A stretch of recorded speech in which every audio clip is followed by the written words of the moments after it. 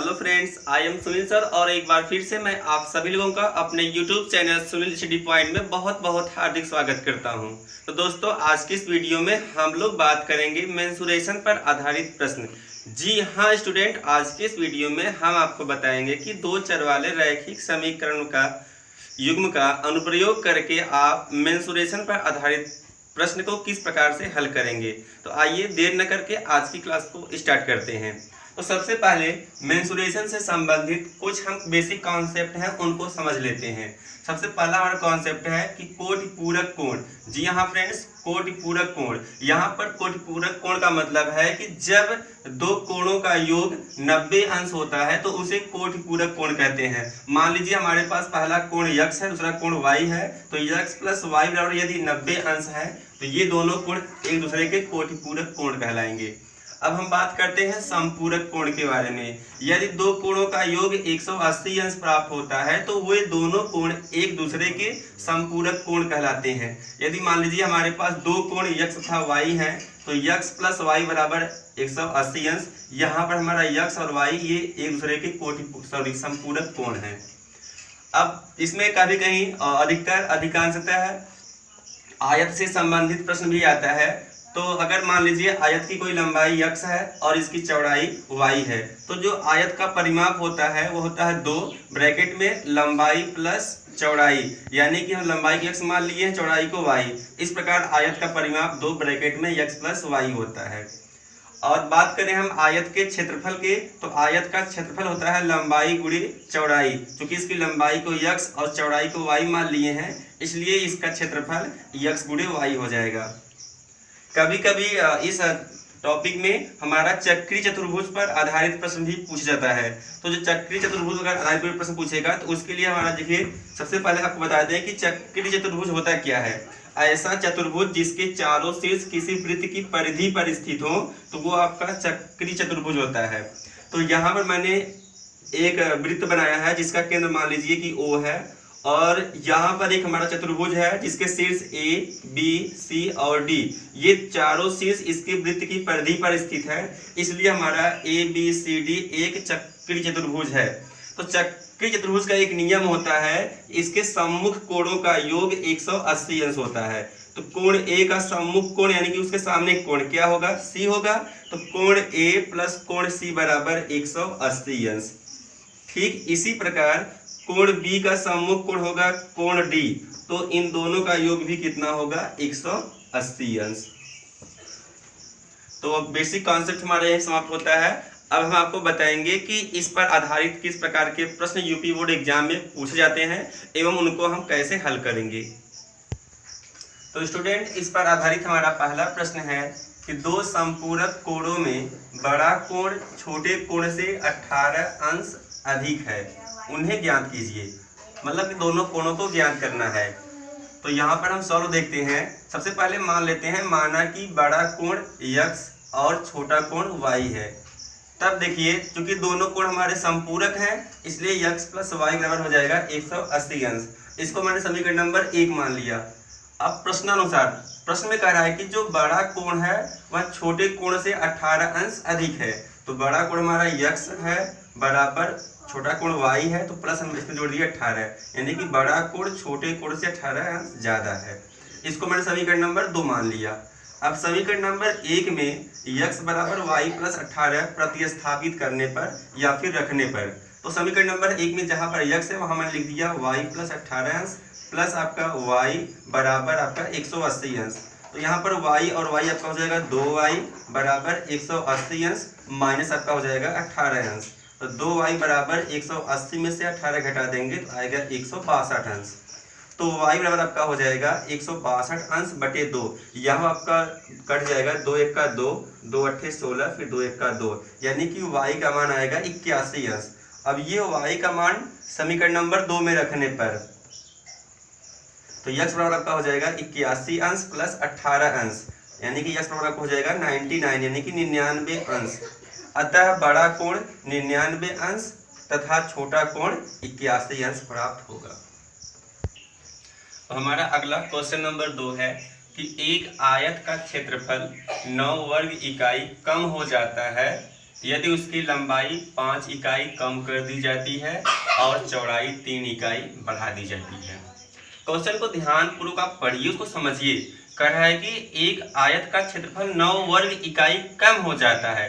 कब कम होता है? कंडीशन दिया है, यदि उसकी लंबाई 5 इकाई कम कर दी जाती है और चौड़ाई 3 इकाई बढ़ा दी जाती है। पहला कंडीशन। आगे फिर देखिए, यदि हम लंबाई को 3 इकाई तथा चौड़ाई को 2 इकाई बढ़ा दें तो क्षेत्रफल 67 वर्ग इकाई बढ़ जाता है। अगला कंडीशन है, यदि लंबाई को 3 इकाई और चौड़ाई को 2 इकाई बढ़ा दिया जाता है तो उसका क्षेत्रफल जो 67 वर्ग इकाई बढ़ जाता है। कह रहा है कि आयत की विमाएं ज्ञात कीजिए। यहाँ पर आयत की विमाओं का मतलब है उसकी लंबाई और चौड़ाई। तो देखिए, सबसे पहले हम मान लेते हैं, माना कि आयत की लंबाई बराबर x इकाई तथा चौड़ाई बराबर y इकाई है। तो जब किसी आयत की लंबाई x और चौड़ाई y है तब उसका क्षेत्रफल होता है, आयत का क्षेत्रफल बराबर होता है लंबाई गुणे चौड़ाई, यानी x गुणे y हो जाएगा। x y गुणा करेंगे आएगा x y वर्ग इकाई। अब प्रथम शर्तानुसार पहली शर्त में कह रहा है, यदि उसकी लंबाई को हम 5 इकाई कम कर दें, तो पहले लंबाई कितना था? x था, माइनस कर दिया 5, और चौड़ाई को 3 इकाई बढ़ा दें तो y प्लस 3, तो उसका क्षेत्रफल दोनों गुणा कर लिए, लंबाई गुणे चौड़ाई बराबर कराए तो उसका क्षेत्रफल 9 वर्ग इकाई कम हो जाता है। तो पहले इसका क्षेत्रफल x y वर्ग इकाई था, माइनस माइनस कर दिया 9। इस प्रकार से जब हल करेंगे, x का गुणा करेंगे y में x y, प्लस का गुणा प्लस में प्लस, x का गुणा 3 में 3x, माइनस गुणे प्लस माइनस, 5 का गुणा y में 5y, माइनस गुणे प्लस माइनस, 5 तिहाई 15 बराबर x y माइनस 9। देखिए यहाँ पर प्लस एक्स वाई है और इस साइड भी प्लस एक्स वाई है। इस प्लस एक्स वाई को यदि हम इस साइड लाएंगे तो माइनस हो जाएगा और वो कैंसिल हो जाएगा, तो इसको हम यहीं पर ऐसे काट देते हैं। तो हमारा बचेगा 3x माइनस 5y बराबर, यहाँ पर माइनस 9 है और इस साइड माइनस 15 था, मैंने इसको पक्षांतर कर दिया, आपका हो गया प्लस 15। तो 3x माइनस 5y बराबर 15 में से 9 घटा देंगे आएगा 6, मैंने इसको समीकरण नंबर 1 मान लिया। अब देखिए द्वितीय शर्तानुसार दूसरे शर्त में कह रहा है, यदि उसकी लंबाई को 3 इकाई बढ़ा दे, यानी x प्लस मैंने 3 कर दिया, और चौड़ाई को 2 इकाई बढ़ा दे तो y प्लस 2, तो उसका क्षेत्रफल 67 वर्ग इकाई बढ़ जाता है। तो पहले जब बढ़ाने पर इनका क्षेत्रफल हमारा हो जाएगा x प्लस 3 गुणे y प्लस 2, क्योंकि आयत का क्षेत्रफल बराबर होता है लंबाई गुणे चौड़ाई। तो बराबर इसका पहले का क्षेत्रफल था x y और उसमें मैंने प्लस जोड़ दिया 67, क्योंकि 67 वर्ग इकाई अब बढ़ जाता है। अब इसको मैंने हल किया, x का गुणा y में x y प्लस x का गुणा 2 में 2x, प्लस का गुणा प्लस में प्लस ही रहेगा, 3 का गुणा y में 3y, प्लस का गुणा प्लस में प्लस ही रहेगा, 3 दूनी 6 बराबर x y प्लस 67। यहाँ भी x y से आपका x y कैंसिल हो जाएगा, बचेगा 2x प्लस 3y बराबर 67 प्लस 6 पचहत्तर कर देंगे, हो जाएगा माइनस 6। इस प्रकार हमें प्राप्त होगा 2x प्लस 3y बराबर 61, चूंकि 67 में से 6 घटाएंगे तो 61 आएगा। इसको मैंने समीकरण नंबर 2 मान लिया। अब हमें समीकरण नंबर 1 और समीकरण नंबर 2 को हल करके x y का मान ज्ञात करना है, और वही x y हमारे क्या है, आयत की लंबाई और चौड़ाई है। तो देखिए इसको हल करने के लिए मैंने क्या किया कि समीकरण नंबर 1 में 3 से व समीकरण नंबर 2 में 5 से गुणा करके जोड़ने पर, तो समीकरण नंबर हमारा 1 यहाँ है और इसमें हमें 3 से गुणा करना है। आपका हो जाएगा 3 त्रिक का 9x माइनस 3 पचे 15y बराबर 3 छक 18। उसके नीचे मैंने समीकरण नंबर 2 को लिखा है और समीकरण नंबर 2 में हमें 5 से गुणा करना है। तो आपका हो जाएगा 5 दूनी 10x प्लस 5 तिहाई 15y प्लस 5 एक का 5 5 छक का 30, यानी 305। यहाँ मैंने लिख दिया है 10x प्लस 15y बराबर 305। अब दोनों को जोड़ना है, तो देखिए जोड़ेंगे, आपका 9x प्लस 10x आपका हो जाएगा कितना 19x, और माइनस 15y प्लस 15y ये आपका कैंसिल हो जाएगा, और यहाँ पर 18 में 305 जोड़ेंगे आ जाएगा 323। तो यहाँ से x बराबर आपका हो जाएगा 323/9, क्योंकि सॉरी 19, क्योंकि 19 गुणे में है। अब ये कट जाएगा, 19 एक का 19, यदि आप 323 में 19 से भाग देंगे आएगा 17। इस प्रकार x का मान होगा 17 इकाई। अब यही x का मान समीकरण नंबर 2 में रखने पर तो आपको हो जाएगा 2 गुणे 17 प्लस 3y बराबर 61। 17 दूना आपका हो जाएगा 34 प्लस 3y बराबर 61। तो 3y बराबर आपका हो जाएगा 61 माइनस 34, जो कि प्लस 34 है, 75 कर देंगे आपका हो जाएगा माइनस 34, और 61 में से घटा देंगे 34 को तो आ जाएगा 27, यानी कि 3y बराबर 27 प्राप्त होगा।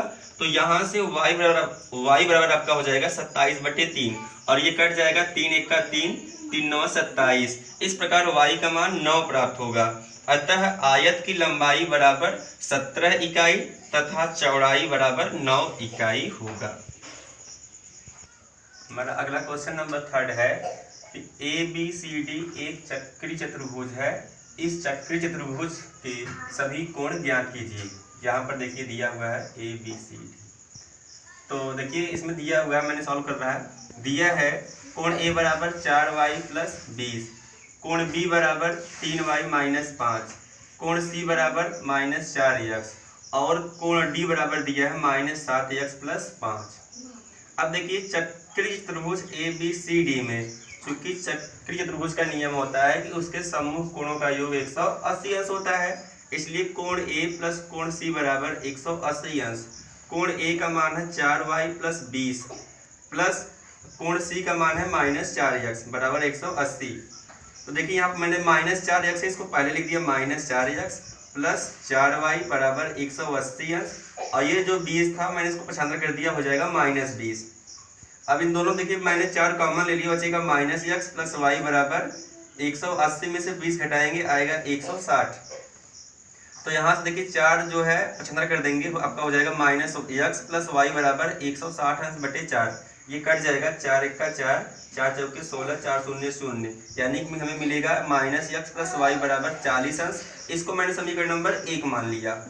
अब देखिए तथा चक्रीय चतुर्भुज ABCD में कोण B का सम्मुख कोण है आपका कोण D है, इसलिए कोण B प्लस कोण D बराबर होगा 180 अंश। कोण B का मान है 3y माइनस 5 प्लस कोण D का मान है माइनस 7x प्लस 5 बराबर 180 अंश। अब देखिए इसको हम हल करेंगे तो 3y minus 5 minus 7x plus 5 बराबर 180 अंश मिलेगा। तो देखिए माइनस 5 प्लस 5 आपस में कैंसिल हो जाएगा, और यहाँ पर मिलेगा हमें माइनस 7x प्लस 3y बराबर 180 अंश।